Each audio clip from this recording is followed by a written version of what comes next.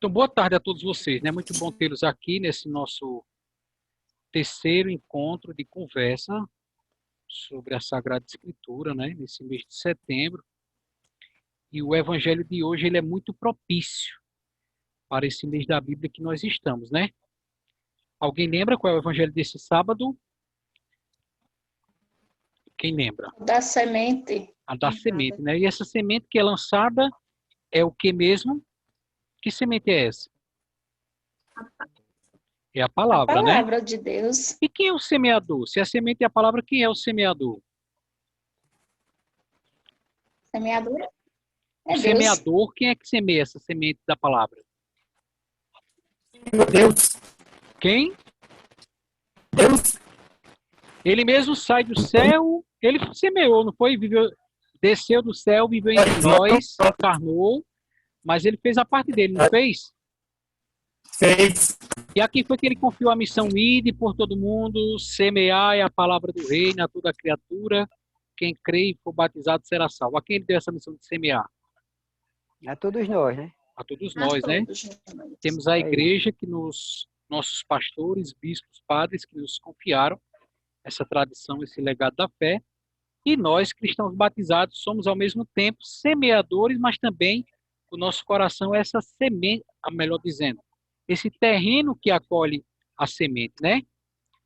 E é muito forte quando o Senhor diz que parte da semente cai no terreno pedregoso, que não tem raiz, não germina.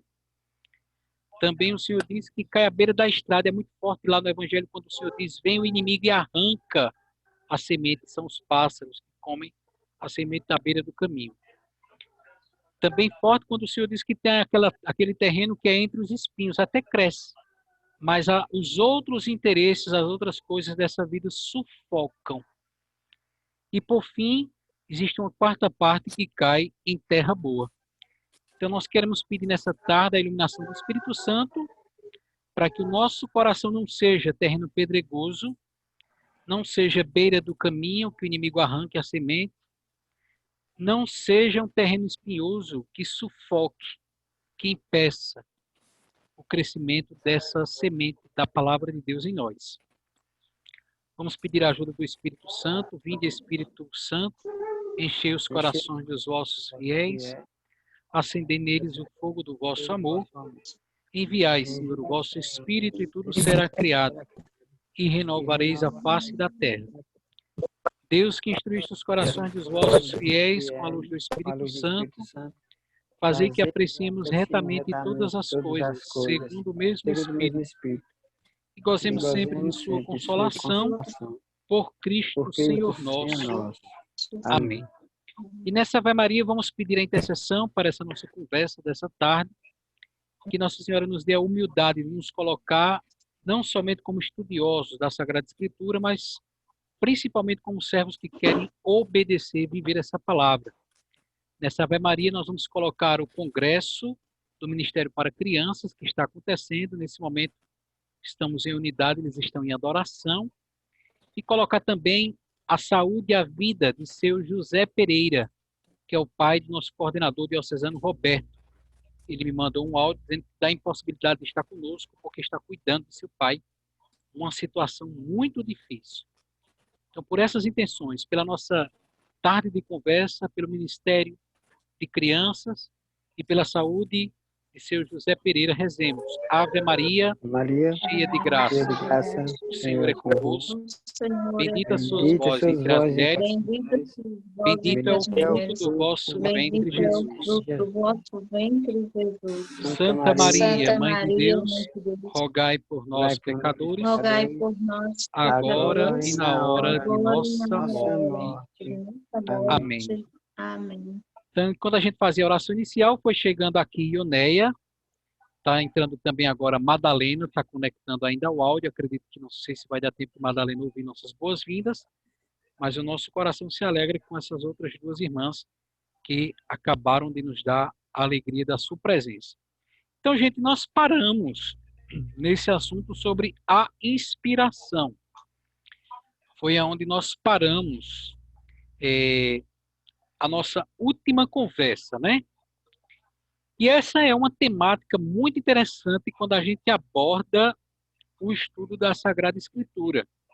Porque acreditem vocês, tem muita gente ainda hoje que pensa que a Sagrada Escritura ela foi composta, redigida, escrita na forma de um ditado. Eu já escutei pregador não católico, mas da igreja protestante, que na pregação usou esse exemplo, que a Bíblia foi escrita à semelhança de uma senhora analfabeta que quer escrever uma carta para o filho que está em São Paulo, não sabe escrever. O que é que a senhora analfabeta que não sabe escrever, mas deseja mandar uma correspondência para o seu filho distante, o que é que a senhora analfabeta faz? Pede para outra pessoa escrever, né? Vai ditando e pedindo que uma pessoa É. que sabe escrever, escreva, não é isso?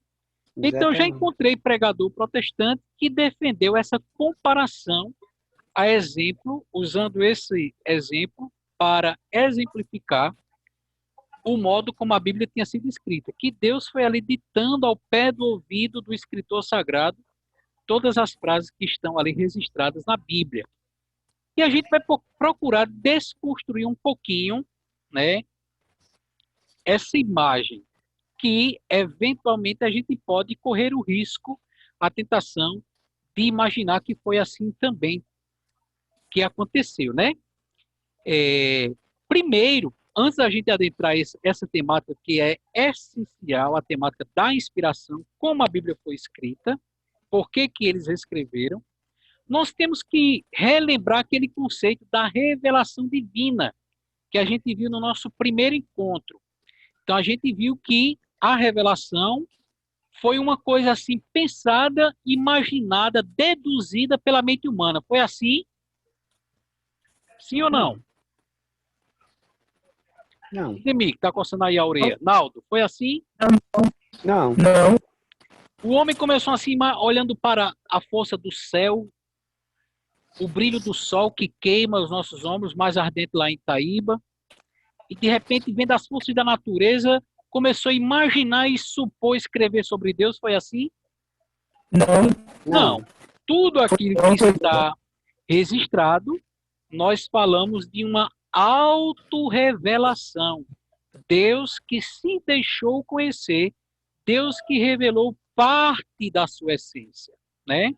Então, é um primeiro conceito que a gente tem de relembrar. Um segundo conceito que a gente também já viu no nosso primeiro encontro, mas que temos de relembrar, é que tudo aquilo que se podia conhecer de Deus foi resumido, está tudo aqui contido, encerrado, acabado nessas páginas. Certo ou errado? Errado. Por que está errado? Errado. Por que está errado? Porque Deus fez muitas outras coisas, né? Deus Não só- fala de muitos outros modos, É. não fala? Exatamente. Exatamente. Muito bem, estamos aqui recebendo a presença do nosso colega Felipe Honor Nine. Entrou com esse nome aí desconhecido, Honor Nine, deve ser um codinome secreto aí. Então, Deus se revela de muitas outras maneiras, né? Então, veja que um conceito que a gente está relembrando da autorrevelação e das outras formas como que Deus fala na história, através dos acontecimentos, da criação e tudo mais, uma coisa está ligada à outra. Deus quis se revelar e aquilo que ele revelou foi parte da sua essência, parte do seu agir, mas muitas outras coisas, o próprio João vai dizer isso no final do seu evangelho, a respeito de Jesus, muitas outras coisas ficaram por não acabar sendo registradas, né? Então, relembrando que aquilo que está escrito é uma parte do que Deus se deixou conhecer, relembrando isso, nós podemos adentrar no conceito de inspiração. Alguém poderia ler para nós esse primeiro parágrafo?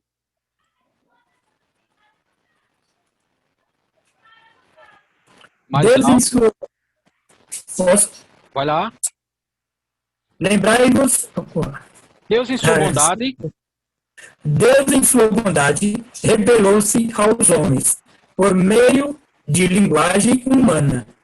No deserto, o povo pede que o próprio Moisés fale com eles, e não o Senhor diretamente. Em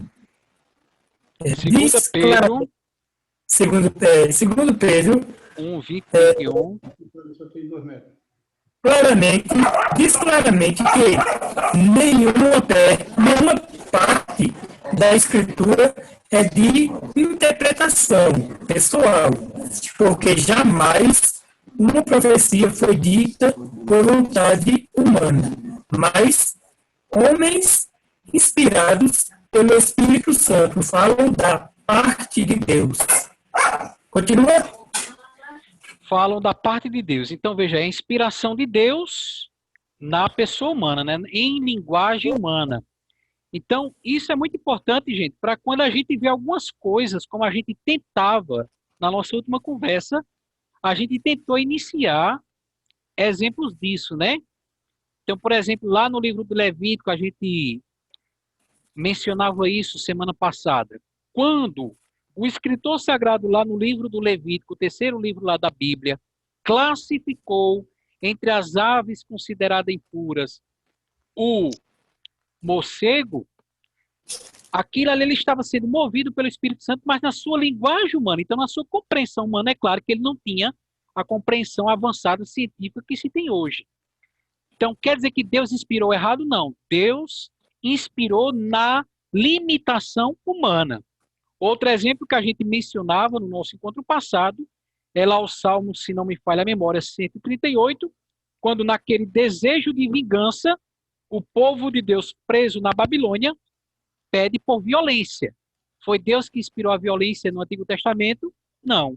Mas o homem escreveu movido por Deus no limite da sua compreensão. Então, isso aí é muito importante a gente compreender. Por que que é importante? Porque quando a gente vê alguns questionamentos que surgem na mensagem da Sagrada Escritura, a gente entender que muita coisa passou pela limitação humana. Deus falou, usou os homens inspirados por Deus, falaram da parte de Deus, mas na sua linguagem, na sua compreensão humana, né? Já vimos que a estes homens de Deus, escritores da Bíblia, nós chamamos de quê? Tem aqui uma interrogação. Vocês lembram qual o nomezinho que se dá a esses escritores sagrados? Existe uma palavra em grego que se dá para esses homens que escreveram na Bíblia. Vocês lembram que nomezinho é esse? Com a letra H. A. Vamos ver quem acerta. Vou digitando aqui na tela. A. G. O. Está no conteúdo. A gente viu, se não me engano, no nosso primeiro encontro. A, G, O. Estou completando já escrito. Ó. Falta só agiógrafos. Agiógrafos. É o nomezinho em grego que se dá para escritores sagrados. Traduzindo para português, a palavra agiógrafos quer dizer escritores sagrados. Só a nível de curiosidade, né? Aprender isso não vai colocar nem tirar ninguém do céu. Só a nível de curiosidade. Foram muitos, às vezes até com intervalo de centenas de anos, entre um e outro. Olha, isso aí é muito interessante, viu, gente? Perceber que não é que um começou a escrever e passou o rolo, o pergaminho para o próximo escritor. Não. Às vezes houve um intervalo aí de tempo, até de centenas de anos, de um para o outro. Mesmo nessa distância de tempo, existe uma inspirada unidade de pensamento entre eles. É a inspiração divina. De tal forma, como nós já vimos também em encontros passados, no Novo Testamento se concretiza, se realiza aquilo que foi revelado no Antigo. Alguém lê o próximo parágrafo? O tema da inspiração é decisivo para uma adequada abordagem das Escrituras e para a sua correta hermenêutica.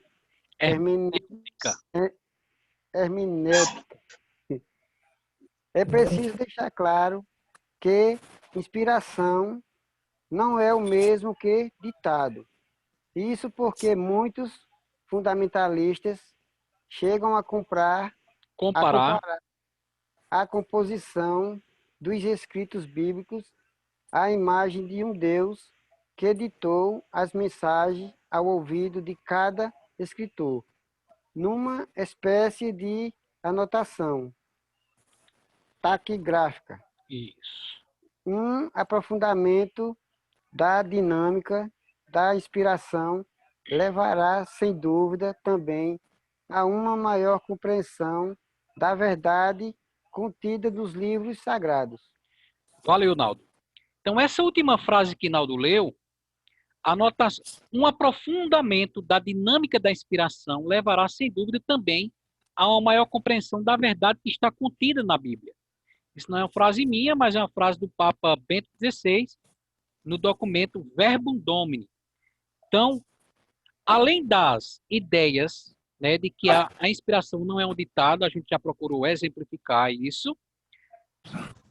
Algumas outras ideias importantes aparecem aí, Naldo leu, a gente pode acompanhar. Primeira ideia interessante que aparece nesse parágrafo, que quanto mais a gente entende o tema, essa palavrinha, inspiração, quanto mais a gente entende ela, melhor a gente vai abordar o conteúdo das escrituras, né?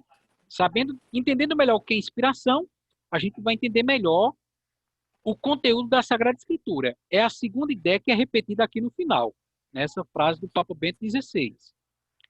Quando falamos de inspiração, estamos nos referindo à moção, esse movimento, o impulso acontecido no íntimo de cada escritor sagrado. Vamos ler o Salmo 50 e o versículo 8º. Quem encontrar primeiro, para a gente ganhar tempo, pode ler. Salmo 50 e o versículo 8º.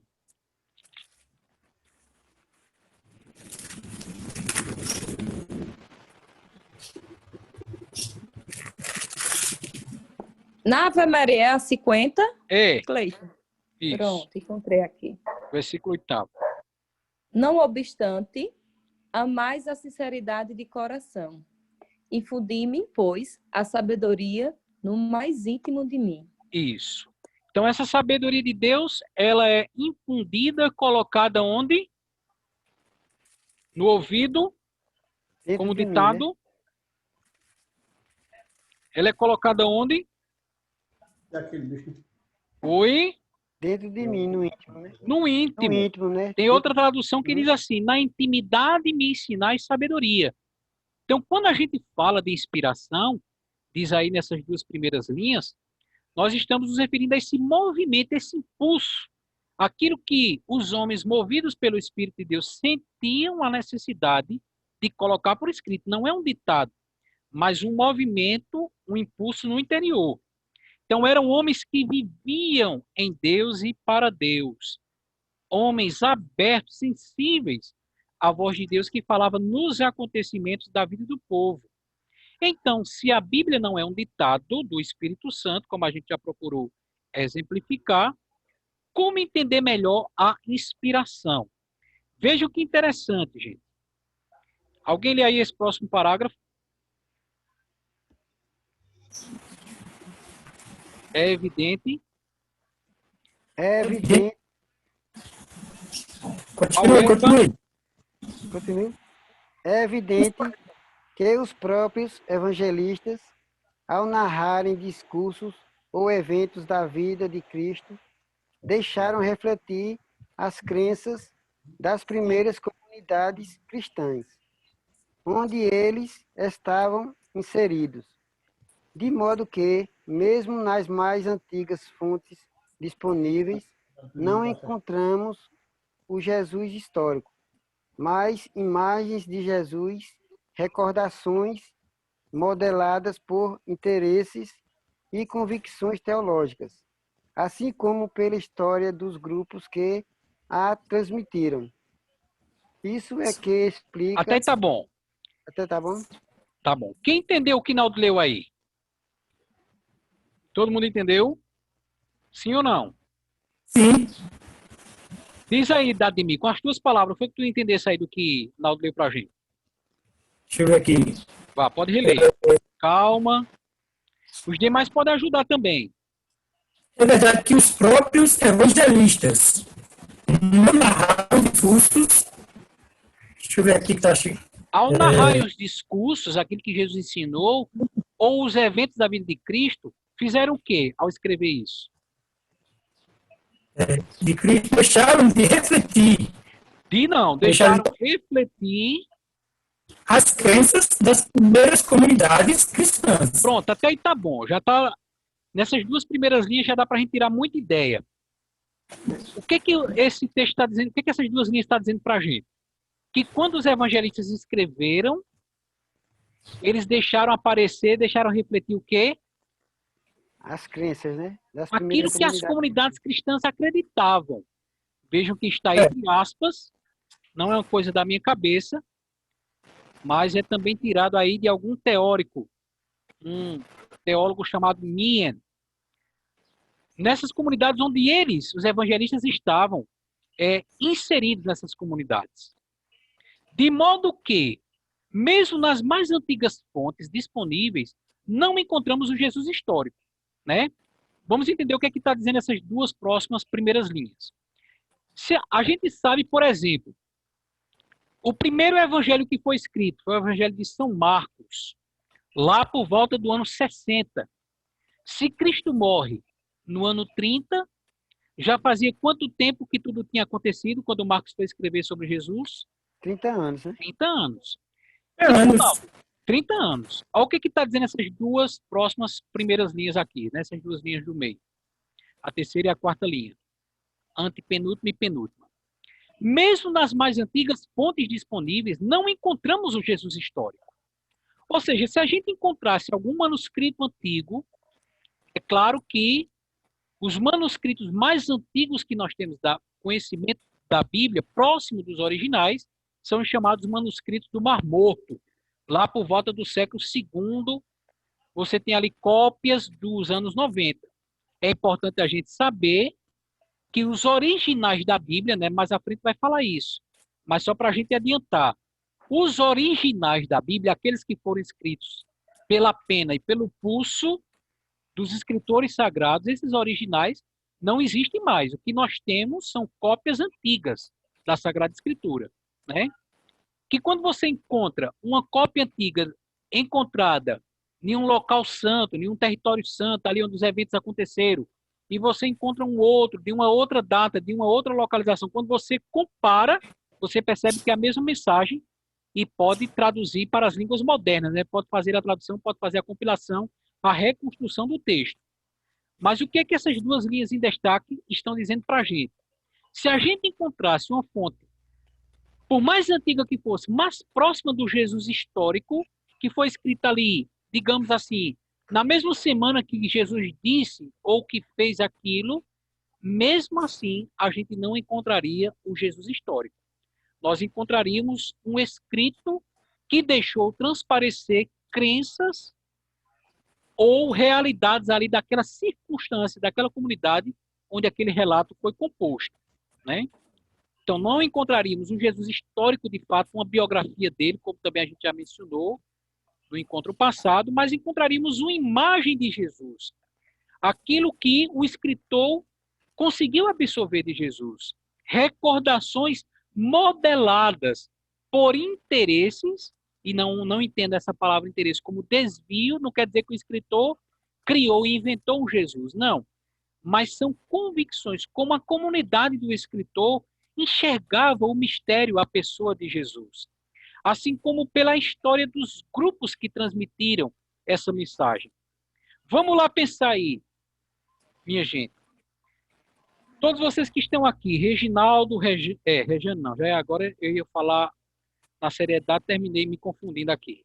Reginaldo, Ademir, Madalena, Ivoneide, Felipe, Moto G, que a gente não sabe quem é, Marciane, Ioneia, Jamerson, tem outro Moto G aqui que a gente também não está conseguindo identificar, e Iranides. Vamos pensar aí, minha gente. Se alguém fosse escrever uma biografia da vida da gente, e digamos que fosse mais de uma pessoa, né? E iria escrever cada uma separada no seu quarto, no seu escritório. Pelo menos duas pessoas, mais de uma, pelo menos duas. Será que as duas iriam colocar os mesmos fatos da vida da gente? Não. Sim ou não? Não. Não. Né? Com certeza iriam ter detalhes que um iria colocar e o outro iria esquecer. Da mesma forma que ele esqueceu alguns detalhes, iriam colocar uns que aquele primeiro não colocou. E dependendo até da simpatia ou antipatia, um iriam colocar mais nossas qualidades, outros os nossos defeitos. Não é isso? Quando se trata da vida de Nosso Senhor, não quer dizer que tenha defeitos que foram escondidos, mas quer dizer que, por exemplo, no caso dos evangelistas, como a gente comentava também no nosso encontro passado, Mateus e João eram do grupo dos 12, então tiveram detalhes do ensinamento, do discurso e dos eventos da vida do Senhor que eles deixaram transparecer, deixaram refletir, que passou despercebido naqueles que não eram apóstolos, como Marcos e Lucas. Se Marcos e Lucas, diferente de Mateus e João, que eram apóstolos, Marcos e Lucas não sendo, é claro que eles vão destacar ao escreverem coisas que os outros talvez não tenham percebido, ou que aquelas comunidades onde Mateus e João, sendo apóstolos, estavam inseridos, não deixaram transparecer, não colocaram à tona, ou colocaram um detalhe a mais ou um detalhe a menos. Isso é o que explica, diz o próximo parágrafo, algumas particularidades e diferenças no mesmo evento ou discurso narrado pelos evangelistas. Então, o fato de que, como diz o primeiro parágrafo, ao escrever, os escritores deixaram transparecer crenças, ideias das comunidades onde eles estavam inseridos, isso é o que explica algumas particularidades e diferenças no mesmo evento ou discurso. Está dando para entender?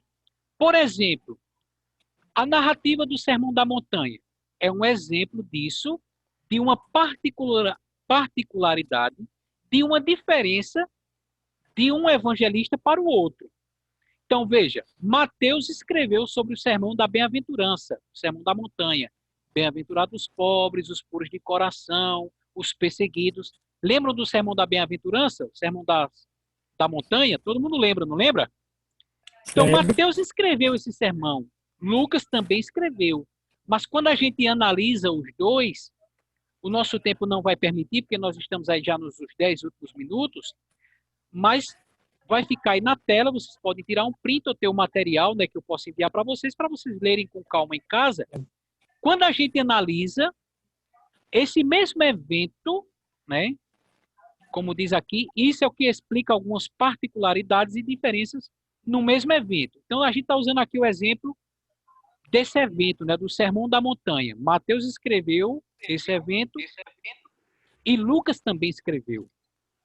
E aí, quando a gente vai ler a narrativa de Mateus e comparar com a narrativa de Lucas, a gente percebe o quê? Particularidades e diferenças. Tem uns detalhes que Mateus acrescentou que Lucas colocou diferente. Por que essa diferença? Então, por exemplo, o discurso do Sermão da Montanha, das Bem-aventuranças, em Mateus, nós temos lá a partir do versículo 1 do capítulo 5.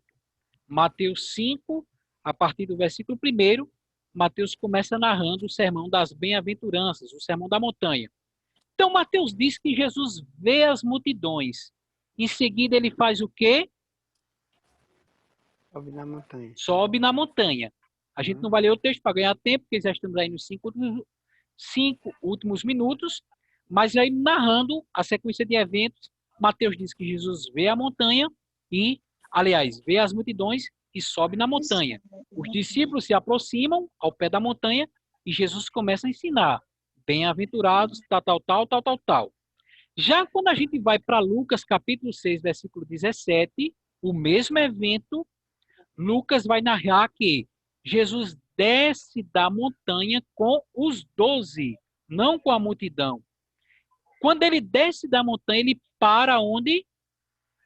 No lugar plano.